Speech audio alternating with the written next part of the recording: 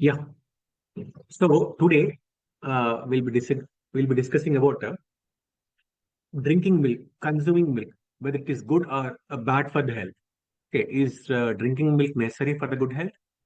And do we have any potential downsides in consuming milk regularly? And also few best alternatives for milk. Okay, so it's a traditional belief that milk is an essential part of our good health. Most of them from our childhood, we have a habit of drinking milk. We have been brought up by drinking milk. Okay. So we are in notion that milk is one of the important staple food for us. Drinking milk daily is a common thing for us. Okay. We even see that our kids drink milk regularly. And we say that if you want to be very strong, you have to drink milk. Okay. So milk has become uh, a dietary staple for many cultures. Recent studies and discussions have brought up questions about its actual benefits and potential downsides, few disadvantages of that. Okay. So here we'll try to answer the questions one by one. Is drinking milk necessary? Initially, first, is drinking milk necessary for good health? So here, as per the nutrient profile of the milk, okay, milk is a good source of nutrients. It has protein, it has calcium, it has vitamin D, it has potassium, many of vitamins and minerals, and even protein. Okay. So that's the reason we say when we drink milk, we have a good bone health and even a good muscle function. So good for overall well-being. But even we say that drinking milk in childhood is very good for their growth. So we suggest rather than we drinking, we suggest kids to drink more because it's very good for their growth, so childhood and everything. But here, what we have to understand is we have some cultural differences. Like um, some cultures have historically relied on milk completely. Okay, for example, but there are few communities and cultures who don't have milk at all, but even though they are having a healthy lifestyle. For example, uh, if you consider East Asian countries like China, Japan, Korea, they all have lactose intolerance. They are not for they can't drink milk. They are not they can't drink milk. Even though if they drink milk, they have some other problems. So they have lactose intolerance. Means uh, milk has lactic acid. Okay, it will not be digested by everyone. We need to have an enzyme called lactase. Actually, we have some gut bacteria. Gut bacteria means it's called microbiome. So we have thousands and thousands of gut bacteria. Helpful bacteria is again good bacteria, but bad bacteria. So we have very good bacteria in our gut. So all this gut bacteria, whatever you have, it supports our digestion. So if I want to digest milk, I need to have an enzyme called lactase. So most of them don't have this enzyme called lactase. So they have lactose intolerance. So China, Japan, Korea, they don't drink milk. But even though you might have heard recently in Olympics also, most of the gold medals are for them only. That means they are very strong. And they are low in cardiovascular diseases. They are very low in cardiovascular diseases. And in Thailand, Vietnam, Indonesia, that Southeast Asian countries, even they also, they don't consume, most of them don't consume milk, but they have very low rate of heart diseases and certain cancers. Okay. And even in African countries like Ethiopia, Nigeria, their staple food is something different. They don't have milk at all, but they have good, strong bone health, and they are very much healthy than us. And even in some communities, Jainism, Buddhism, they don't take milk. And even few vegan communities, they just only have plant-based foods. They don't have non-veg. They don't even have dairy products also. Okay, but they are very healthy than us. They are also okay. So the main thing is the experience of this population demonstrates that whatever I spoke, that demonstrates that dairy is not essential for good health. Okay. Just thing is, it has become one of part of that. To deep dive into that milk, suppose if you have 100% of milk, if you check the ratio, 87% is water. In the milk, 87% is water. And remaining all are macronutrients and minerals. Remaining are all macronutrients and minerals. In that macronutrients, the high is protein, fat, carbs, but protein is maximum 3.4%. And in minerals and vitamins, calcium is a top. It's 0.12%. Calcium is a top. So the reason why we drink milk is because of calcium. Calcium is good for bone health, all that stuff. Calcium. Next is potassium. Remaining, you have many things, but they are very less, very less. They are just 0.001%. Okay. So we are drinking milk for these nutrients. Okay. So here, let us now discuss about the negatives of consuming milk. Why shouldn't we drink milk? Right now, till now, we have understood what is milk having, what are the nutrients does it have, and are there people who are there still existing without drinking milk? But now, let's think about the negatives in consuming milk. First negative is 40% of the global population have lactose intolerance. We don't understand that. We don't identify them. By default, for our kids from 3 years, 4 years, 5 years, we force them to drink milk. If you observe, you might have symptoms called diarrhea, bloating, okay, some stomachache problems for your kids. It might be a symptom of lactose intolerance. Actually, we have also some tests to identify that. So without testing, we try to force them to drink. So they don't know that. They can't see that whatever milk they are drinking is not getting digested. But we try to divert to some other food. We think that yesterday morning he ate that curry, yesterday evening he ate some other food, so therefore he's getting that bloating issue. No, no, no. It's just because of milk. Even if we have any gynecological issues, hormonal imbalances like PCOD issues, if you go to the doctors, first they suggest you is to stop drinking milk, all the dairy products. Stop drinking the dairy products. Okay, because drinking milk creates some lot of hormonal imbalances. Okay, and coming into the ethical and quality concerns, especially in India. Here I'm talking about India. We will even talk about UK also. Don't worry. So coming into India, actually initially earlier, how we used to drink milk. We used to have cows, buffaloes, or all the cattle in our home. They used to be our family members. We used to have cows in our backyard, right? In our backyard, and we used to treat them very well. We used to treat them like our kids. We used to have connection with them. Okay. When we used to have daily go and sit with cows, they even come and lick us. So the process of licking is having again a different meaning. Whenever cow licks us, it tries to check our immunity level. It tries to check our temperature. If we really have any fever or malaria, typhoid, any kind of thing, it tries to uh, create that immunity in its milk. Hope I'm very clear. Suppose I have fever. Now I'm going and interacting with the cow. When it's licking, it can observe that and see that in the next day milk, it sees that it has that immunity. So it treats us like their kids. The cow has that kind of symptom. To understand very clearly, I'll let you know one small story. Some 100 years back, actually, recently we got corona. Mm, So many of you might know how tragic it was. We have lost many of people around us. The same way, in 100 to 150 years back, we had cholera and masuchi in India. There were lakhs of people dying here and there. Okay. So in the research, few scientists found that in some villages, there were few people who didn't get any cholera masuchi. They were happy. So they were shocked. There were few villages completely.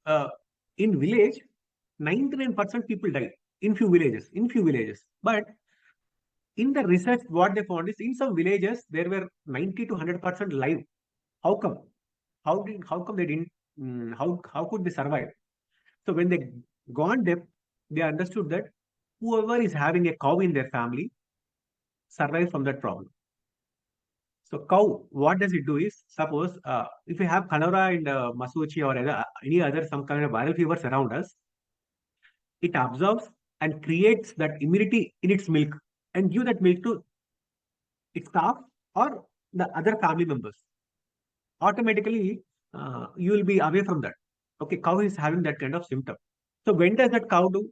When it feels us, when it is in a happy environment, when it feels that we are its family, and first preference is it will first give milk to its calf, then it give to us. So this is a past story. But what about the current practices? What is happening nowadays? Cows are completely in the factory. Okay, completely factory farming. They have been confined to very, very small places. Okay, they are even given some hormonal injections because a cow gives some 10 to 50 liters of milk. We need 30 liters of milk. How it is possible? They give some hormonal injections and they use some machines to suck the milk. Okay, so in that sucking process, 10, 15, 20, 30, afterwards, after the milk, even sometimes pus and blood also comes into the milk. Okay, they do that kind of things. Okay, and one thing what you have to understand is mindset depends. As per our mindsets, our hormones release. When you are in tension, when you are in stress, a hormone called cortisol comes out. Cortisol is very bad hormone. Okay, adrenaline, it's a different kind. So cortisol hormone. So for cows, they are in that kind of tortured environment. Okay, uh, and even once they have given birth the calves, they separate the calves immediately because they don't want to waste the milk given to that calf. So obviously, we human beings are we see as a parent, we don't feel happy by separating our kids. Am I right? So obviously, the cow also has the same thing. The buffaloes also have the same thing, but they immediately take out the calves away and start sucking the milk. So will the cow really give the milk with happiness? So you also have all emotionally bad hormones in that. Okay. So that milk is not good for us. You have stress hormones and even estrogen. At that time, cow releases estrogen. That is not good for us. So what happens is when we drink that kind of milk, that milk doesn't get digested for us. We have again health issues. Okay. Even I have several videos to send you how they torture the cows and buffaloes for getting milk. Okay. And one more thing, what I want to say is here demand and supply.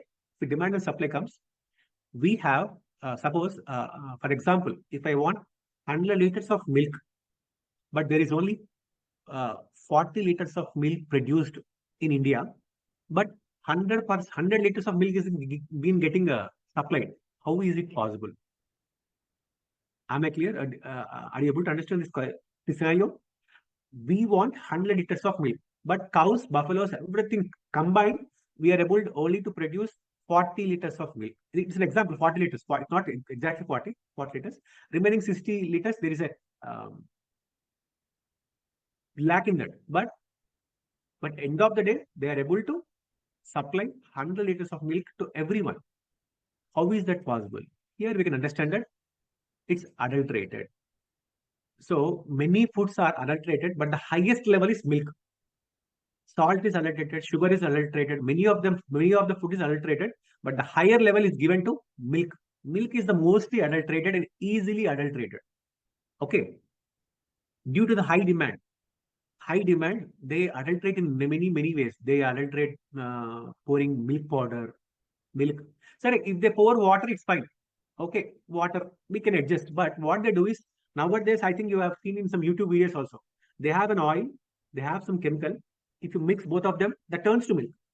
That turns to milk immediately. It seemed to be like milk, but it's not milk. Even they even add that. So that is the main concern. That is the main downside and potential problems, uh, negatives towards consuming milk. Okay, so let's keep that aside. Now let's think about: do we have any alternatives for milk with equal or better nutrition than that?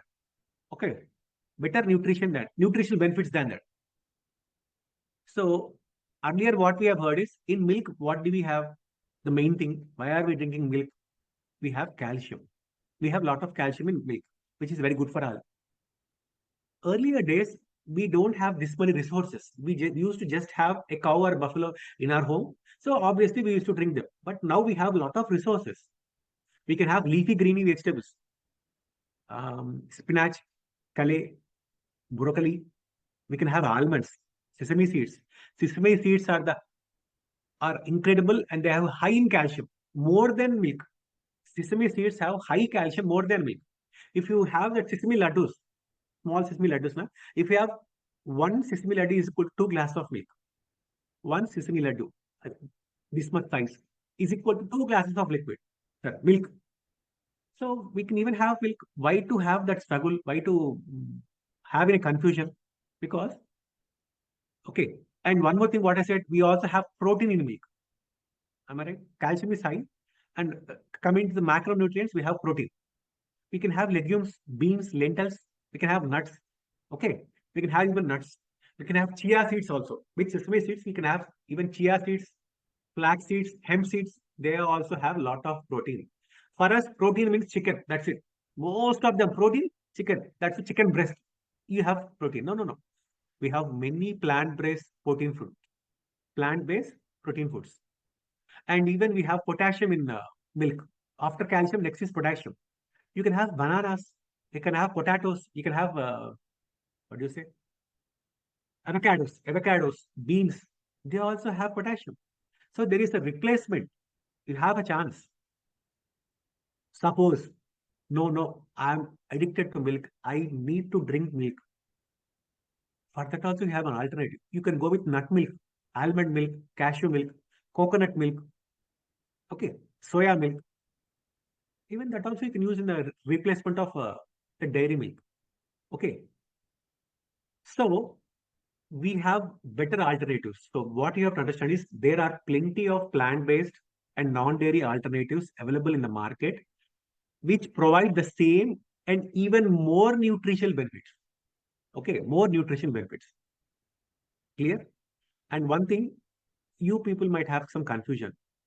You're talking about India. India, you have that adulteration, all this torture and all that stuff. Coming into UK and USA, let's compare with India, UK, and USA, so that you'll try to understand something.